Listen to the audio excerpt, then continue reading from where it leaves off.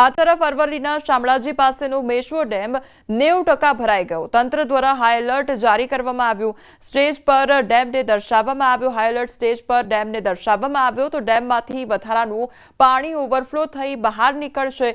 ઉપરવાસમાં વરસાદના પગલે ડેમમાં સતત પાણીની આવક થઈ રહી છે, ત્યારે ભિલોડા તાલુકાના 11 ગામોને એલર્ટ કરવામાં આવ્યા છે।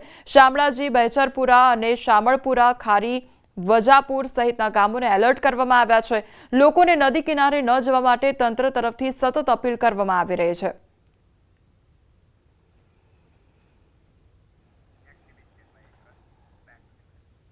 આ વખતે ચોમાસું રાજસ્થાન પર મહેરબાન રહ્યું છે। જુલાઈમાં જ રાજ્યના ઘણા બંધોમાં પાણી ભરાઈ જવા લાગ્યું હતું અને બસ્સી બંધ જે ચિત્તોડગઢથી 35 કિલોમીટર દૂર છે, જ્યાં ખેડૂતો માટે એક મોટો બંધ બનાવવામાં આવ્યો છે। આજે તેની આસપાસના 17 ગામોના 8000થી વધુ ખેડૂતો પરિવારો તેનો લાભ મેળવે છે। જિલ્લામાં 1 જૂનથી 588.8 મિલીમીટર વરસાદ વરસ્યો છે। છેલ્લા 10 વર્ષમાં આ ડેમ 7 વખત ઓવરફ્લો થઈ ચૂક્યો છે। ખેતરોમાં પાણી પહોંચાડવા માટે લગભગ 42 કિલોમીટર લાંબી નહેરો બનાવવામાં આવી છે। ડેમની નજીકનો મુખ્ય દરવાજો માટીનો બનેલો છે, જેના પર 20 ફૂટ પહોળી અને લગભગ 300 મીટર લાંબી દિવાલ બનાવવામાં આવી છે। બસ્સી ડેમથી બસ્સી, પાલકા, મેઘપુરા, સુવાવા, જયસિંહપુરા, દહીખેડા, દુવાવા, છાપિયાખેડી, સોનગર, બિહારીપુરા, લક્ષ્મીપુરા, પ્રતાપપુરા, નેગડિયા, ગોસુંદી તેમજ સોનગર કી ખેડી, બલદરખા અને એ જેવા ગામોના 8000થી વધુ ખેડૂતોને ફાયદો પણ થાય છે। તો જંગલો વચ્ચે આવેલું છે આ બસ્સી ડેમ અને બસ્સી ડેમને કારણે જે આસપાસના વિસ્તારોમાં રહેનારા ખેડૂતો છે તેમને પણ લાભ મળશે। તો ગામોના જે 8000થી વધુ ખેડૂતો છે તેમને પણ ફાયદો થશે। અમદાવાદ શહેરમાં વરસાદી માહોલ જામ્યો છે, ત્યારે અમદાવાદ એરપોર્ટ વિસ્તારમાં વરસાદ વરસી રહ્યો છે। આજે અમદાવાદમાં સામાન્યથી મધ્યમ વરસાદની આગાહી કરવામાં આવી છે। 24 થી 26 ઓગસ્ટના અમદાવાદમાં ભારે વરસાદની આગાહી કરવામાં આવી છે। તો અમદાવાદ એરપોર્ટ વિસ્તારમાં પણ અત્યારે વરસાદી માહોલ જામ્યો છે।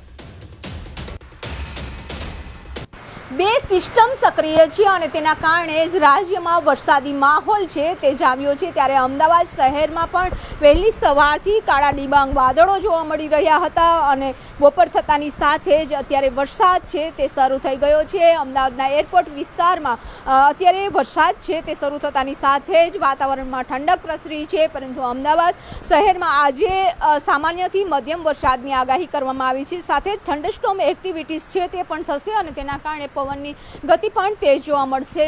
સાથે જ હવામાન વિભાગ દ્વારા આગાહી કરવામાં આવી છે કે આગામી 7 દિવસ છે વરસાદી માહોલ યથાવત રહેશે।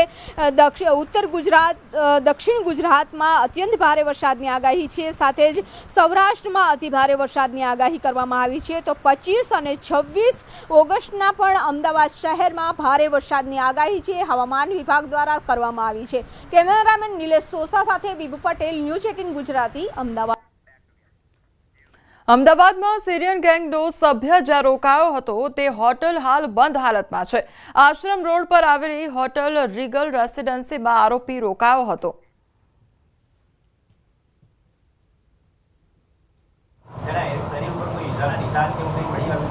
એના શરીર ઉપર ઈજાનો નિશાન તો છે, ગોળીઓનો પણ નિશાન છે, ગોળીની ઇન્જરીની, અને એના સાથે સાથે એના મોબાઈલમાં પેલેસ્તીનીય વિડીયોઝ પણ છે કે ત્યાં કેટલી બધી ભૂખમરી થઈ રહી છે, કેટલા આ લોકો પર ત્રાસ થઈ રહ્યા છે, અને એવા ટાઈપનો વિડીયો બતાવીને આ લોકો પાસેથી પૈસા માંગતા।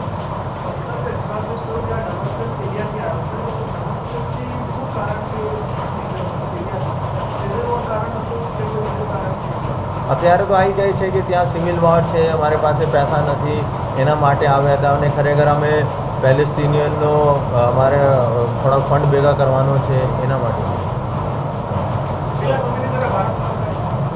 अब 22 जुलाई को भारत में एंटर होता है और 1 अगस्त को अहमदाबाद आता है। कलकत्ता से यहाँ पे आया है।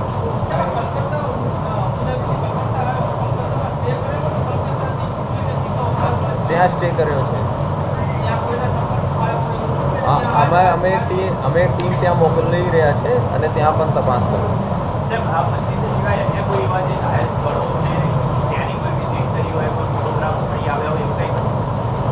હા, અમે અત્યારે બધા સીસીટીવીનો ટ્રેક મૂવમેન્ટ કે ખરેખર આ તો કહે છે કે ફક્ત મસ્જિદોમાં ગયો હતો, ખરેખર જેવી આપણે કહ્યું કે એને કંઈ રેકી કરી છે, ક્યાં ક્યાં સ્થળ પર ગયો હતો, અત્યારે અમે એનો બધું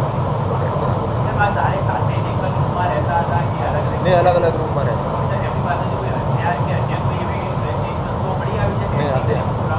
નહીં અત્યારે આ ધ્યાન નથી મળ્યા. ફક્ત 2 મોબાઈલ મળ્યા છે. એક સિરિયાથી લઈને આવતો હતો અને એમાં વોટ્સએપ પણ સિરિયાનો નંબરનો છે. એક અહીંયા કલકત્તાનો સિમ કાર્ડ છે અને એને પોતાને નામ પર પાસપોર્ટ ઉપર લીધું છે.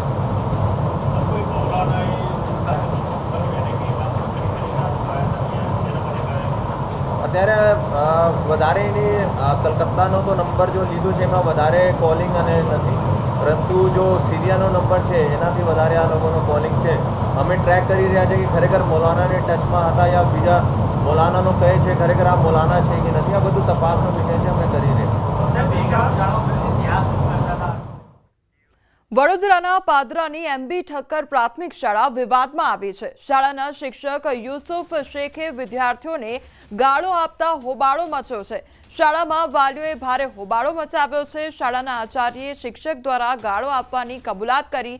આચાર્યએ જિલ્લા પ્રાથમિક શિક્ષણ અધિકારીને જાણ કરી. હાલ સમગ્ર મામલે શિક્ષણ વિભાગે તપાસ શરૂ કરી છે.